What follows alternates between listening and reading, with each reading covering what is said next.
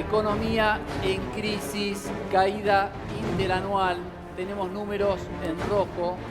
La industria cayó un 33,5%, la textil un 57,8%, la construcción un 75% y los automotores un 88%, por solo citar 4 sectores. Nos visita Claudio Lozano, que es economista, también hoy director del Banco Nación. ¿Qué tal, Claudio? ¿Cómo estás? Muy bien, muy bien. ¿Cómo le va? Le voy a pedir a la producción si me acerca una silla, una banqueta, que quisiera sentarme un ratito acá a hablar con Claudio, tranquilo, mientras nos acomodamos, estamos en vivo. Son casi 15:30 del mediodía. ¿Está lluvioso todavía afuera? ¿Llovina un poco? Sí, sí, está lluvioso. Feo, feo día. Llueve, Pero... para, llueve, para. Sí. Muy bien, a ver, pásamela tranquilo por acá, así me acomodo, me acomodo un poco tranquilo. Muy bien. Bueno, aquí estamos, Claudio. Bueno, primero, gracias por venir. No, faltaba más. La verdad que no deja de preocupar la situación general de la Argentina y de la economía, que ya veníamos de una economía muy lastimada, de industrias de varios meses y consecutivos de caída, a lo que se le sumó esta pandemia que vino a detonar, si se quiere, lo poco que quedaba de capacidad productiva, de capacidad de consumo, de poder adquisitivo. Y me gustaría empezar a desglosar con vos un poco las medidas que el gobierno está llevando adelante respecto de la contención de los sectores del trabajo, de los jubilados, de las asignaciones que ya estaban por ley, si te parecen que son suficientes, si crees que no, si crees que tiene que haber medidas extraordinarias porque de esta forma vamos a tener, había un informe que salió del Banco Central que hace estimaciones, que hubo correcciones de estimaciones de la caída del Producto Bruto, que habla cerca del 10%, 9,5%. ¿Pensás que es suficiente lo que el gobierno está haciendo respecto de la asistencia? Creo que el gobierno se encontró con una situación absolutamente impensada y creo que ha reaccionado tratando de cubrir los problemas que se planteaban, pero creo que la asistencia es insuficiente todavía. Y en este sentido me parece que se está, digamos, en un contexto donde el sistema económico se paraliza, que es de hecho lo que de alguna manera genera la situación de la cuarentena como respuesta a la pandemia, lo razonable es asumir por parte del Estado, garantizar las condiciones de vida. El Estado debe asumir la provisión de ingresos. Y en este sentido es un contexto absolutamente favorable como para poner en marcha una estrategia de renta universal, que es lo que el gobierno debiera hacer. ¿Cómo sería eso? Y básicamente vos lo que tenés acá es cubierto a los asalariados formales, ya sea por vía de aquellos que trabajan en el sector público como aquellos que a través de las empresas reciben vía apoyo estatal los subsidios a través del denominado ATP. Sí, ATP. Ahora, el mundo de la informalidad, que representa más de la mitad de la población laboral de la Argentina, tiene una estrategia, que es la estrategia del IFE, del Ingreso Familiar de Emergencia, que es una estrategia de una magnitud muy escasa, 10.000 pesos, y además que tiene un conjunto de condicionalidades que hace que termine quedando gente afuera. Desde nuestro punto de vista, lo lógico sería plantear un salario universal para todos aquellos que están entre 18 y 65 años y que no son asalariados formales. Eso permitiría, si uno a eso le agrega la efectiva universalización de la asignación por hijo, que hoy hay 4 millones de pibes afuera. Todo esto tiene que ver con la existencia de condicionalidades. En el caso de los pibes, como se les reclama el certificado de escolaridad y el certificado de salud, y si no lo tenés, se quedan afuera, sí. Hay 520.000 pibes que no perciben la asignación por esto, por distintos temas de condicionalidades que en este contexto no se justifican y que el contexto obliga a universalizar, se quedan fuera 4 millones de pibes. Si vos reincorporás esos 4 millones de pibes y llevás la asignación a 4.000 pesos y garantizás un salario mínimo para todos los que no son asalariados formales, vos ponés un piso para los hogares de 42.000 pesos, que es la canasta de pobreza. Esto permitiría contener la situación social y permitiría que la gente transite la cuarentena hasta llegar al momento de la recuperación de la actividad económica. Para aquellos que dicen que ya la emisión monetaria, que es, como dijo el presidente, presidente, cercana al 2.8, 2.6 del PBI, es una brutalidad que va a impactar de una forma fenomenal en nuestra inflación. Digo, esos recursos, la única manera que tenemos de obtenerlos para darlos sería a través de la emisión monetaria. Primero, una parte de esos recursos ya se están utilizando y serían absorbidos por este salario, porque obviamente absorbería, por ejemplo, lo que se está planteando en el ingreso familiar de emergencia. Lo que pasa es que lo estarías incrementando y ampliando. En segundo lugar, no es cierto que la emisión, mejor dicho, la creación de dinero por parte del Estado genere inflación. Yo coincido. Eso no es así, y menos todavía en este contexto. De hecho, en el año 2017 la emisión monetaria fue bajísima y hubo 50 y pico por ciento. Tomemos la experiencia argentina 2018-2019 con el Fondo Monetario Internacional, claro, custodiando 2018. Que no se emita, tuviste inflación del 46% en el 2018 y del 53% en el 2019. Y en este contexto donde estás emitiendo, la inflación está por debajo de esos niveles, incluso con una tendencia a la desaceleración. Por lo tanto, esas relaciones son parte de las tonterías, los mitos que se instalan sobre la discusión económica, pero que son falsos. ¿Esto qué quiere decir? ¿Que la emisión nunca puede producir inflación? Sí, pero tiene que ver con contextos determinados, claro, con determinadas regulaciones, con qué situación hay. Vos acá estarías reemplazando los ingresos que se están cayendo, no estarías haciendo explotar la demanda ni el consumo. Y es más, tenés una economía que está parada, por lo tanto tiene capacidad ociosa para responder. Por lo tanto, el temor con el tema de la emisión es falso. La creación de dinero es un instrumento para movilizar los recursos económicos que tiene un país, que tiene que ver con su infraestructura, que tiene que ver con sus recursos naturales, con su capacidad productiva, y efectivamente la Argentina no está utilizando esto hoy. Entonces, por lo tanto, es falso ese argumento. Se puede usar la creación de dinero. A esto hay que agregar que hay otros temas también. Digo, acá efectivamente habría que pedirle a los sectores que tienen mayor capacidad económica un aporte. La discusión del impuesto a las grandes fortunas es absolutamente razonable y es absolutamente lamentable que todavía no se haya aplicado. ¿Vos tenés, Claudio, el número real de cuánto se puede recaudar? Mirá, digamos, depende qué impuesto se cobre. En el proyecto, supongamos en el proyecto ya sea de Máximo o inclusive toda acá Romina del Pla, sí, que también tienen un proyecto. Porque digo, luego del último blanqueo hay una base de dinero importante, pero cuando se habló históricamente del 1%, si uno aplica el 1% sobre esa base, son números realmente es poco dinero. Poco dinero, digo, para el costo inclusive político que implica, porque vos sabés bien que, no obstante aquellas personas que no lo tengan que tributar, un sector grande de la población lo interpreta como un avance sobre la propiedad privada. Entonces digo, ¿cuál es el impacto real que tiene esta supuesta ley que, bueno, que todavía depende no está... de cómo lo hagas, vos podés llegar a recaudar cerca de 650, 670 mil millones de pesos. No es una cifra menor. Pero lo que pasa es que depende de lo que hagas. A ver, el impuesto que se está discutiendo en el Congreso parte de aproximadamente 12.000 personas. Ese es el universo que toca. Exacto.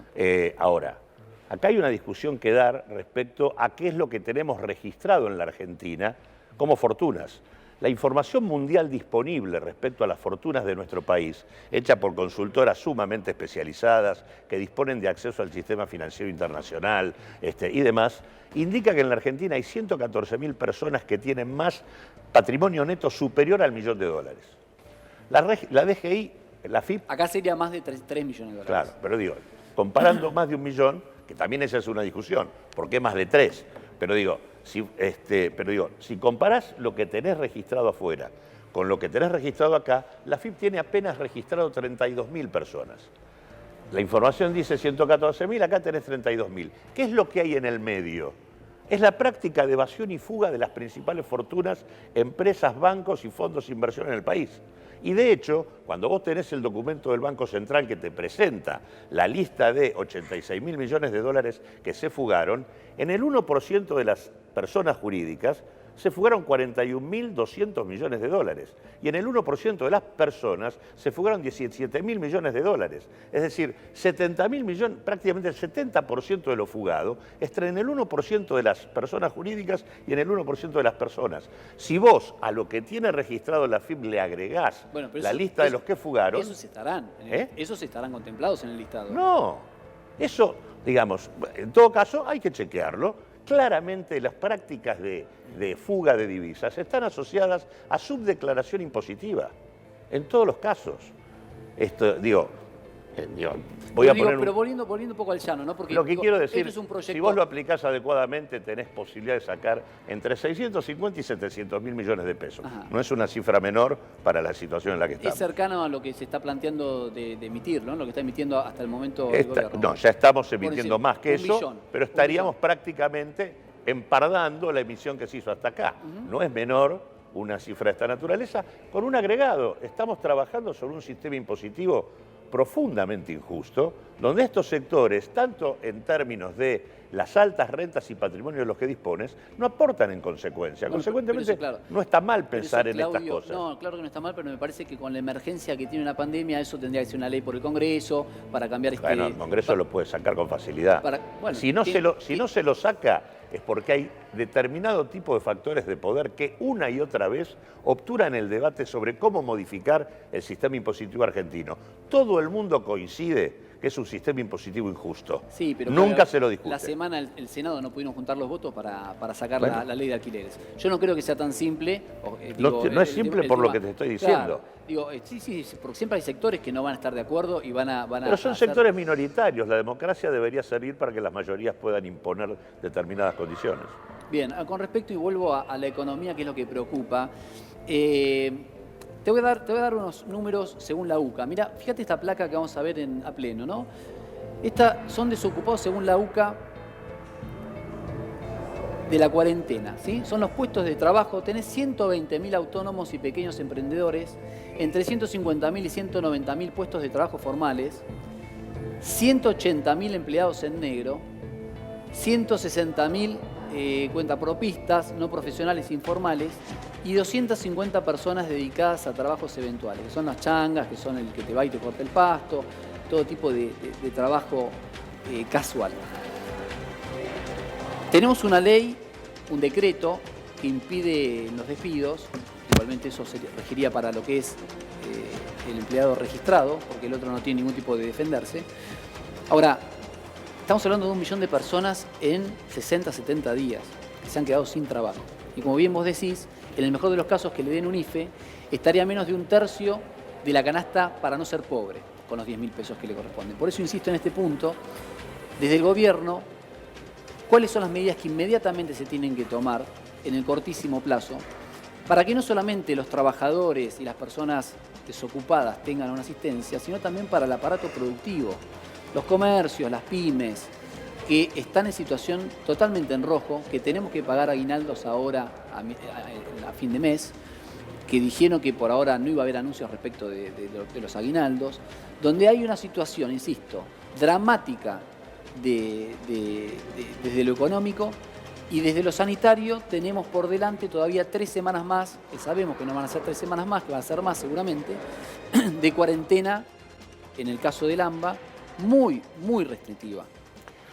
Las dos cosas que hay que hacer son garantizar los ingresos de la población en situación de informalidad, para eso está lo que planteé antes, salario universal equivalente al salario mínimo para toda la población entre 18 y 65 años que no es asalariado formal.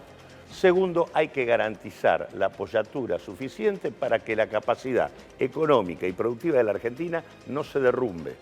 Esto implica hay que garantizar la liquidez necesaria en materia de financiamiento y de subsidios y de regulaciones para atender los problemas de nómina salarial, pago de alquileres, el tema tarifario y la cuestión del capital de trabajo. Cadena de pagos, ¿no? ¿Eh? Cadena de pagos. Claro, todo el tema de los cheques, la verdad. Digo, todo esto hay que sostenerlo. Nosotros necesitamos hacer una suerte de stop, es decir, hay que contener la situación para llegar al final y poder comenzar a partir de ahí a recuperar. La discusión en el marco de la pandemia no es la recuperación de la economía, la discusión es la contención, que esto no se derrumbe. Si se te derrumba la gente y se te derrumba la capacidad productiva, las condiciones de la salida son mucho más complicadas. Absolutamente. Por lo tanto, lo que se necesita acá es garantizar a aquellos que no tienen el ingreso que deben tener, hay que sostener a las pymes, a las cooperativas, a las unidades autogestionadas y hay que hacer que los que tienen espaldas aguanten, que esto es parte del problema. porque el impuesto a las grandes fortunas es un aspecto del aporte que pueden hacer los que tienen. Después, acá vos tenés laboratorios de medicamentos que han hecho guita en pala durante los últimos años y que ciertamente deberían aportar en el marco de una pandemia de esta naturaleza, garantizando que los precios de los medicamentos no se muevan.